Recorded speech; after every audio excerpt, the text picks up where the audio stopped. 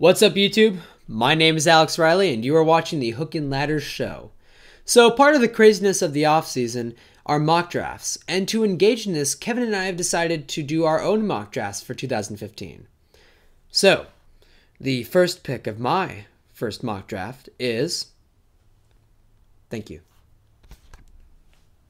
Jameis Winston!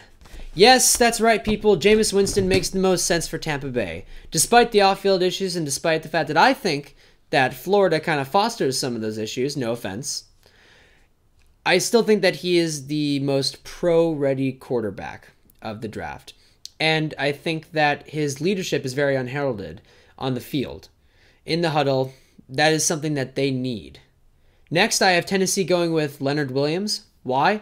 Because he's the best all-around prospect in the draft. You know, who knows how much longer they're going to have Jurrell Casey, contract-wise. So I think that Leonard Williams makes sense for a defense that struggles. I think they roll the dice on Zach Mettenberger a little longer. Next, I have Dante Fowler going to Jacksonville. Why? Because they need an edge rusher. Names are interchangeable, but I think that Dante Fowler is the late riser right now. He makes the most sense. Next, I have Oakland going with something that most people aren't predicting. I think that they go with Randy Gregory. The reason I don't think they need a wide receiver is Derek Carr has shown that he is a pro quarterback. Some of the decisions he made on the field were amazing, and he was able to work with what he had. Throw in a healthy Latavius Murray, and that's a functioning offense. So I think that what they do is they decide to build around the defense, they decide to build around Mac, and they add someone like Gregory, not only to help the linebacking core, but maybe they decide to move him every now and then to defensive end, that pass rushing skill. So next I have Washington going with Shane Ray. Why? Because they've lost Brian Orakpo, and I believe that, it was a defense that was doing very well at the beginning of this last season and then crumbled right at the end. And I think that Shane Ray is just what they need to put pressure on the quarterback. Next, I have the New York Jets going with Trey Waynes. Yes, I almost copped out and said Marcus Mariota, but I think that if the new management and coaching staff decides to continue to go with Geno Smith, then I think that secondary is their biggest issue on that team, and I think that Trey Waynes can help a secondary that needs improvement. You can't roll the dice on Revis forever. Next, I've got Danny Shelton going to Chicago. My reasoning behind that one is that they need youth. Done. That defense was absolutely terrible. And I know that quarterback is an issue, but Jay Cutler is out of the question. He's under contract. So I think that someone like Danny Shelton or Vic Beasley would be great for that team. Kind of interchangeable. Next, I've got Atlanta going with Vic Beasley. Why? Because Danny Shelton's gone, and linebacker is the next position that has the most talent, that makes the most sense for them.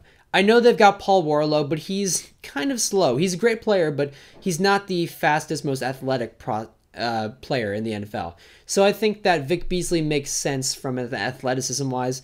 He played well his junior year. Many people weren't sure. Could he translate to the NFL? How well would he do? Could he keep it up? He did great his senior year. He did great at the Combine. I see him going to Atlanta. Next, I have the New York Giants because most of the best defensive prospects are gone. They're going to go with Brandon Sheriff. Shore up that offensive line, protect Eli Manning. If you got a protected Eli Manning with a Victor Cruz and an OBJ, and sure, even a Rashad Jennings, that's a functioning offense. Next, I've got St. Louis going with Marcus Mariota. Honestly, if either quarterback, Winston or Mariota, fell to St. Louis, I think it'd be great because Sam Bradford is a little injury prone. I love him, but I think that the two teams part ways next year. So I think that Mariota would be great for a young offense that needs some leadership. Next, I have Minnesota going with La'el Collins. If they go wide receiver like many people want, I think they go Kevin White. He's big, he's fast, he's great. But the reason I see offensive tackle as better is because Matt Khalil had an off season last season. If this is a consistent thing, not only is Collins insurance, but if Matt Khalil does perform well, he can play at offensive guard, which helps for an aging position on this team. Next, I see Cleveland going with Kevin White. Kevin White has been a late riser lately, and I think that his size and build are bigger and better for this team than Amari Cooper. No offense to Cooper, he's very good, but I think that Kevin White is that red zone threat that they need. If their young running backs can do well behind that great offensive line, that opens up the pass for whoever is at quarterback, and Kevin White would be that option. Next, I've got New Orleans going with Malcolm Brown. That defense was absolutely atrocious, hands down. But they've got a lot of money put into their secondary and a lot of talent there. Kenny Vaccaro is still a young budding star at the position. So I think that they don't go secondary, and I'm not sure if they go linebacker at this time. I think that their defense needs to put more pressure on the quarterback, and I know they have Cameron Jordan, but that interior line needs help, and Malcolm Brown could do that. Next, I have Miami going with Eric Kendricks. He's been a late riser lately, also because of his athletic measurables and performance. There's been a lot of question about the inside linebacker prospects, and I think that he would be great for Miami because their linebacking position is not the strongest. You shore up that defense, keep it consistent, who knows what they can do.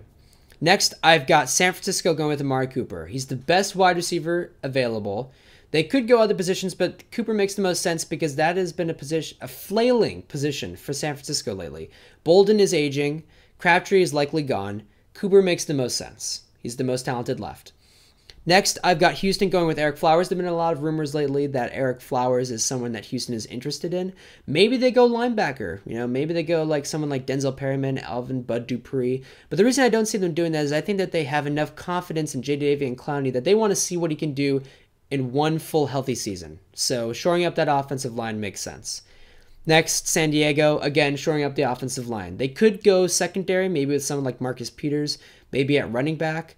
But I think that running back's a little too high right now, and I think that they want to look to protect Phillip Rivers a little longer and whoever ends up being the quarterback for the foreseeable future. Next, I have Kansas City going with Devontae Parker. My reasoning for Parker over someone like Jalen Strong is that Parker has better speed, and Kansas City lately has been known for being like a speed team. Jamal Charles, D'Anthony Thomas, all those guys are speed guys, and they need wide receiver. I'm sorry, that's their most pressing need right now. When you don't throw a touchdown to a wide receiver for more than a year, there are problems. Next, I have Cleveland again, and I have them going with Alvin Bud Dupree. Linebacker and defensive line are a couple of areas that they could need help. The secondary is talented, but overall, that defense needs talent. They need talent. They've got the experience. They've got some of the leadership. Talent is needed, and I think Bud Dupree is the most talented defensive player on the board. Next, I have Philadelphia going with Marcus Peters. With Trey Waynes already gone, Peters is the best cornerback prospect left. He and Waynes have been revolving between 1 and 2, and I think that Peters makes sense for a secondary that has been struggling. Also, with the acquisition of Kiko Alonso, in light of Trent Cole being cut, I think that secondary is a glaring hole that needs to be filled. Next, I have Cincinnati going with Andres Pete. With Alvin Bud Dupree gone, I think that Pete makes the most sense because offensive line is always a safe bet if there's talent there. If Bud Dupree isn't gone, I see him going there because Burfict is injury prone and Bulaga is aging. Next, I have Pittsburgh going with Landon Collins. Originally predicted to be in the top 10 in this draft, he has kind of fallen lately, and if he falls far enough, Pittsburgh could get him. Why would they get them? Well, secondary was one of their biggest issues this year, and with both Peters and Waynes likely gone by then, Landon Collins is by far the best secondary prospect left. Polamalu can impart his experience, and hopefully this defense can get an infusion of youth. Next, I've got Detroit going with Eddie Goldman. In light of Sue not being tagged, which, yay, despite what everyone else is saying, but boo, despite the fact that, they didn't get a contract with them. They need to have insurance. They need to have someone fill that position. Eddie Goldman was a great run stuffer, so I think that he would be a good supplement or supplant for Sue. Next, I've got Arizona going with Shaq Thompson. I love Shaq Thompson. I know that there's been a lot of question about what position is he going to play. But if he does still play linebacker in the NFL, he'd be great for Arizona because line and linebacker are positions that could use a little youth and talent. So I see him going there. Carolina, no question. Offensive line. DJ Humphries is the next best guy on the list. They go with him. They need to protect Cam. No questions. Next, I have Baltimore going with Todd Gurley. My reasoning there is that as great as Justin Forsett and the zone blocking and the zone run have been, they're not going to last forever, and they need to have a replacement for what Rice was able to do, maybe even better. And I think Todd Gurley can be that guy if he stays healthy, so I see them going with a running back. And I also see Dallas going with a running back as well. Now that they franchise tagged Dez Bryant, they don't have any cap space. They're over the cap. And Murray will likely be gone now, especially after that tag. Do they have faith in Joseph Randle? Probably not. Melvin Gordon would be a nice pick for a team that could use that running back talent to help open up the pass. So then I have Denver going with Benardrick McKinney. Inside linebacker has been a question mark for them for a while. Some people see Max Williams, and I say, okay, that's fine. He's great. But they also had a decent enough second string tight end. And I think that he could still do well should Julius Thomas leave. They can maybe go offensive line too, but I think that they go with Benardrick McKinney to help that defense for the foreseeable future. Next, I have Indianapolis going with Eric Armstead. I would have had them going with Melvin Gordon, but because Dallas drafted Melvin Gordon, Eric Armstead makes the most sense. After running back, actually before running back, offensive line and defensive line are their biggest struggles. And if the offensive line plays like it did in the playoffs, the defensive line needs attention. And Eric Armstead is the best defensive line prospect left on the board. Green Bay gets a steal in Denzel Perryman. I like Perryman. And I think that because they let go of A.J. Hawk, and because Clay Matthews, despite his production, is aging, they need some youth there at that position. And I think that Perryman would be a nice steal for the Packers. Now, my last two are Seattle and New England, and they are the wild cards of the draft, mostly because of their success in the draft. Seattle recently, New England for the last 10 years or so.